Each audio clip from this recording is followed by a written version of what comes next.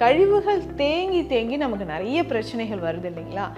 அந்த மாதிரி டாக்ஸின்ஸ் நிறைய பேருக்கு தொடை பகுதிகளில் பேக் சைடு காஃப் மசில்ஸோட பேக் சைடில் தொடை பகுதியில் அப்படியே மைல்டாக ஒரு பென் வச்சு நம்ம வந்து ஒரு ட்ரா பண்ண மாதிரி இருக்கும்.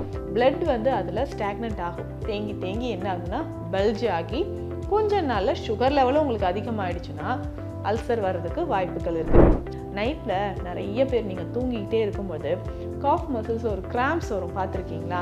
ஸோ அந்த கிராம்ஸ் சரியாகணும் அப்படின்னா உங்களுக்கு இந்த காஃப் மசில்ஸை ஆயில் மசாஜ் ரொம்ப முக்கியங்க.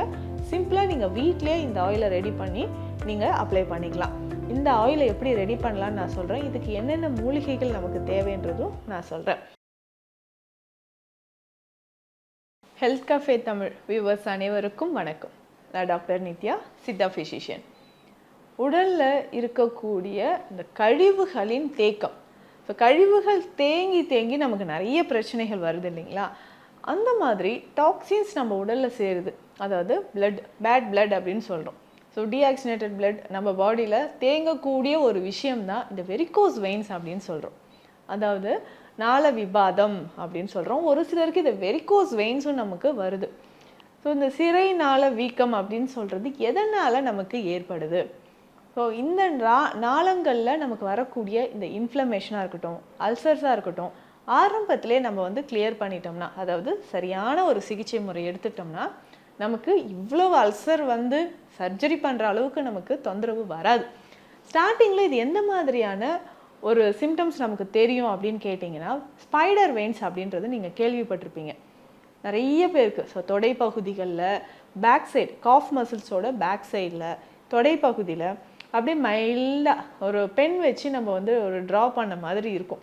ஸோ வெயின்ஸ் வந்து அப்போ நமக்கு நல்லா ரெட் கலரில் உங்களுக்கு தெரிய ஆரம்பிக்கும். ஸோ அந்த மாதிரி இருந்ததுன்னா அதுதான் வெரிகோஸ் வெயினோட ஸ்டார்டிங் ஸ்டேஜ் அப்படின்னு சொல்லலாம். பெரும்பாலும் பெண்களுக்கு இது வருதுங்க. ரொம்ப நேரம் நின்றுக்கிட்டே ஒர்க் பண்ணுறவங்க, இல்லை நம்ம கால்களை தொங்க போட்டே உட்காந்து பல மணி நேரமாக நம்ம உட்காந்துக்கிட்டே தொடர்ந்து இத்தனை வருஷமாக நான் இருக்கிறேன், இவ்வளோ தூரம் நான் ட்ராவல் பண்ணிகிட்டு இருக்கிறேன். இந்த மாதிரி இருக்கிறவங்களுக்கு என்ன ஆகுதுன்னா கால்களுக்கு ரத்த ஓட்டம் குறைய ஆரம்பிக்குது. அப்போது பிளட் சர்க்குலேஷன் ரெடியூஸ் ஆகும்போது உங்களுக்கு த்ராம்போஸ் ஃபார்ம் ஆகிறதுக்கோ, இல்லை டீப் வெயின் த்ராம்போசிஸ் அப்படின்னு சொல்லுவோம், இந்த கண்டிஷன் வர்றதுக்கோ, வெரிகோஸ் வெயின் வர்றதுக்கு காரணம் இதுதான் அப்படின்றது சொல்லலாம். வெரிகோஸ் வெயின்ஸ் இருந்தால் இது எப்படிங்க சரி செய்யலாம்? ஏன்னா ஸ்டார்டிங்கில் நமக்கு இந்த ஸ்பைடர் வெயின்ஸ்னு சொல்கிறோம் பார்த்தீங்களா, அந்த கண்டிஷனில் எந்த விதமான சிம்டம்ஸுமே நமக்கு தெரியாது. மைல்டாக நம்ம கண்ணால் தான் பார்க்க முடியும். ஆனால் பெயின் எதுவுமே தெரியாதனால நம்மளும் கேர்லெஸ்ஸாக விட்டுருவோம். கொஞ்ச நாளுக்கு அப்புறம், அதுவும் உங்களுக்கு சுகர் இருந்ததுன்னு வச்சுக்கோங்களேன், சொல்லவே வேண்டாம். கொஞ்ச நாளுக்கு அப்புறம் நமக்கு என்ன ஆகும்னா வெயின்ஸ் நல்லா பல்ஜாக ஆரம்பித்து பிளட் வந்து அதில் ஸ்டாக்னண்ட் ஆகும். தேங்கி தேங்கி என்ன ஆகுதுன்னா பல்ஜ் ஆகி கொஞ்ச நாளில் சுகர் லெவலும் உங்களுக்கு அதிகமாகிடுச்சுன்னா அல்சர் வர்றதுக்கு வாய்ப்புகள் இருக்குது. சின்னதாக ஒரு கொசு தாங்க கடிச்சிது, நான் லைட்டாக சொரிஞ்சு விட்டுட்டேன், அது கொஞ்ச நாளில் அது புண்ணு மாதிரி இருந்தது, சின்னதாக ஒரு டாட்டாக இருந்தது, பெருசாக இப்போது இவ்வளோ பெரிய அல்சர் மாதிரி ஆயிடுச்சு அப்படின்னு சொல்லுவாங்க. ஸோ இந்த மாதிரி வராமல் இருக்க ஆரம்பத்தில் இந்த வெரிகோஸ் வெயின்ஸை நம்ம எப்படிங்க கிளியர் பண்ணலாம், ட்ரீட் பண்ணலாம் அப்படின்னு கேட்டிங்கன்னா ரொம்ப ரொம்ப ஈஸியான வழிமுறைகள் இருக்குது. மருந்துகள் ஒரு பக்கம் இருந்தாலும் நம்ம செய்யக்கூடியது எளிமையான உடற்பயிற்சிகள். எளிமையான உடற்பயிற்சிகளை கரெக்டாக நீங்கள் ஃபாலோ பண்ணிக்கிட்டே வந்தீங்கன்னா உங்கள் உடலில் இருக்கக்கூடிய வெரிகோஸ் வெயின் ப்ராப்ளம் கொஞ்சம் கொஞ்சமாக குணமாகுது அப்படின்னு சொல்லலாங்க. சரி, இந்த வெரிகோஸ் வெயின் ப்ராப்ளம் நம்ம எப்படிங்க சரி செய்யலாம் அப்படின்னு கேட்டிங்கன்னா, நார்மலாக இந்த ஸ்பைடர் வெயின்ஸ் இருக்கிறப்பையோ, இல்லை உங்களுக்கு காஃப் மசில்ஸ்லேயே இந்த வெயின்ஸ் வந்து தெரியுதுன்னு வச்சுக்கோங்களேன், அப்போவே உங்களுக்கு நிறைய விஷயங்கள் நம்ம செய்யலாம். என்னென்னா, சிம்பிளாக தினம்தோறும் ஒரு 15 நிமிடங்கள் நீங்கள் ஒதுக்குனாவே போதும். காலையில் ஒரு 15 நிமிடங்கள் சின்ன சின்ன எக்ஸசைஸ் பண்ணணும். ஸோ தரையில் நல்லா ஃப்ளாட்டாக படுத்துட்டு சைக்கிளிங் மாதிரி பண்ணணும். தரையில் நீங்கள் படுத்துட்டு 2 கால்களையும் மேலே தூக்கி சைக்கிளிங் மாதிரி பண்ணிக்கிட்டே வாங்களேன். கொஞ்சம் கொஞ்சமாக இந்த காஃப் மசில்ஸ் எல்லாமே ஸ்ட்ரென்தன் ஆக ஆரம்பிக்கும்.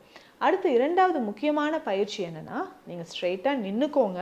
நின்றுட்டு உங்கள் குதிகால்களை மேலே தூக்கி தூக்கி கீழே வைக்கணும். ஸோ அப்போது நீங்கள் உங்களுடைய காலோட விரல் பகுதியில் மட்டும் நிற்கணும். பின்னாடி இருக்கக்கூடிய குதிகால்களை கொஞ்சம் மேலே தூக்கி தூக்கி கீழே வைக்கணும். ஸோ ஃபஸ்ட்டு ஒரு 20 டைம்ஸ், அதுக்கப்புறம் ஒரு 30 டைம்ஸ், இந்த மாதிரி ஒரு 50 வரைக்கும். ஸோ 50 கவுண்ட்ஸ் ரெகுலராக டெய்லி நம்ம இந்த பயிற்சியும் செஞ்சுக்கிட்டே வரும்போது காஃப் மசில்ஸ் உங்களுக்கு நல்லாவே ஸ்ட்ரென்தன் ஆக ஆரம்பிச்சிடும். நைட்டில் நிறைய பேர் நீங்கள் தூங்கிக்கிட்டே இருக்கும்போது காஃப் மசில்ஸ் ஒரு கிராம்ப்ஸ் வரும், பார்த்துருக்கீங்களா? ஸோ அந்த கிராம்ஸ் சரியாகணும் அப்படின்னா உங்களுக்கு இந்த காஃப் மசில்ஸை ஸ்ட்ரென்தன் ஆகிறதுக்கு இது எல்லாமே ரொம்ப ரொம்ப யூஸ்ஃபுல்லாக இருக்குங்க. நல்லா தூங்கிக்கிட்டே இருப்போம், காஃப் மசில்ஸில் அப்படி இழுத்து பிடிச்ச மாதிரி வலி இருக்கும். ஸோ அதுக்கப்புறம் நம்ம கொஞ்சம் கொஞ்சமாக அது ஷேக் பண்ணி விட்டு கொஞ்சம் வைப்ரேஷன் பண்ணி விட்டு அதுக்கப்புறம் தான் நமக்கு சரியாகும். தூக்கமே இதனால் கெட்டுடும், அந்த வலியே ஒரு 2 நாளைக்கு இருக்கும். இந்த மாதிரி காஃப் மசில்ஸை நம்ம ஸ்ட்ரென்தன் பண்ணும்போது நமக்கு நர்வ்ஸ் அண்ட் மசில்ஸ் ரிலேட்டடாக வரக்கூடிய பிரச்சனைகள் குறையும். ஏன்னா காஃப் மசில் அப்படின்னு சொல்கிறது நம்ம உடலோட 2வது இதயம் அப்படின்னு சொல்கிறோம். ஸோ அந்த இதயம்னா என்ன, பம்ப் பண்ணுறது தான் முக்கியமான அதனுடைய வேலை. அதே மாதிரி லோயர் லிம்ஸில் இருக்கக்கூடிய நம்மளுடைய பிளட் எல்லாமே பம்ப் பண்ணி மேல் நோக்கி வர்றதுக்கு காஃப் மசில் ரொம்ப ரொம்ப முக்கியமாக இருக்குது. இதுக்கு ஈஸியாக வேறு என்னென்ன வழிமுறைகள் நம்ம செய்யலாம்னா ஆயில் மசாஜ் ரொம்ப முக்கியங்க. சிம்பிளாக நீங்கள் வீட்டிலே இந்த ஆயிலை ரெடி பண்ணி நீங்கள் அப்ளை பண்ணிக்கலாம். இந்த ஆயிலை எப்படி ரெடி பண்ணலான்னு நான் சொல்கிறேன். இதுக்கு என்னென்ன மூலிகைகள் நமக்கு தேவைன்றதும் நான் சொல்கிறேன். எருக்கு இலை கேள்விப்பட்டிருப்பீங்க இல்லைங்களா? நிறைய இடங்களில் எருக்கு இலை நமக்கு கிடைக்குதுங்க. இந்த எருக்கு இலை ஒடிக்கும் போதே உங்களுக்கு கொஞ்சம் அதுலேருந்து பால் வரும். ரொம்ப கேர்ஃபுல்லாக அதை கலெக்ட் பண்ணுங்கள். ஸோ பால் எடுத்துக்கலாம். பால் இல்லைனாலும் இந்த எருக்கு இலை அதனுடைய மலர்களை நீங்கள் எடுத்துக்கலாம். கிட்டத்தட்ட ஒரு 10 இலைகள் இருந்தாவே போதும். இந்த தைலத்துக்கு இந்த ஒரு 10 இலைகள் இருந்தாவே போதுமானது அப்படின்னு சொல்லலாம்.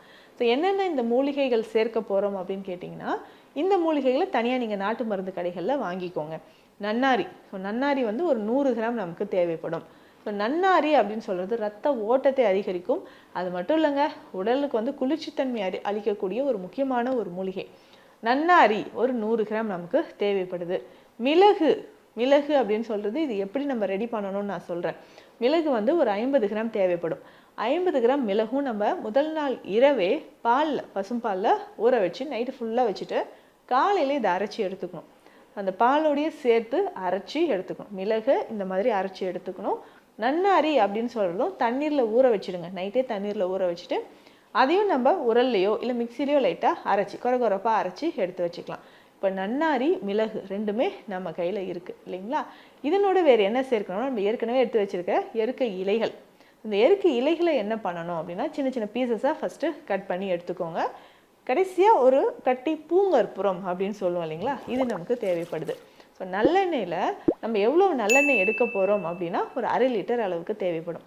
1/2 லிட்டர் அளவுக்கு நல்லெண்ணெய். ஸோ நல்லெண்ணெயில் அரைச்சி வச்சுருக்கோம் இல்லைங்களா, இந்த நன்னாரி மிளகு இது ரெண்டுமே எடுத்து எண்ணெயில் போட்டு நல்லா காய்ச்சணுங்க.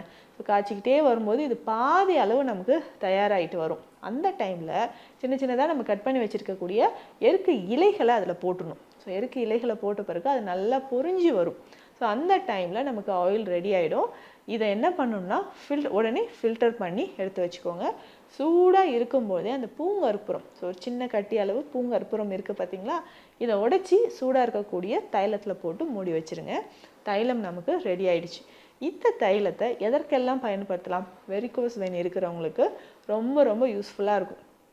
அதுக்கு நைட்டில் டெய்லி நம்ம என்ன பண்ணுறோன்னா ஈவினிங் டைமில் இந்த ஆயிலை நல்லா அப்ளை பண்ணிவிட்டு கீழே இருந்து மேல் நோக்கி நம்ம மசாஜ் பண்ணிட்டு வரணும். ஸோ கால்களுக்கு கீழே இருந்து மேல் நோக்கி மசாஜ் பண்ணிக்கிட்டே கொஞ்சம் வெந்நீர் ஓட்டணும். கிட்டத்தட்ட 1 வாரம் இதை நீங்கள் ஃபாலோ பண்ணாலே உங்களுக்கு நல்ல ரிசல்ட் இருக்கும்.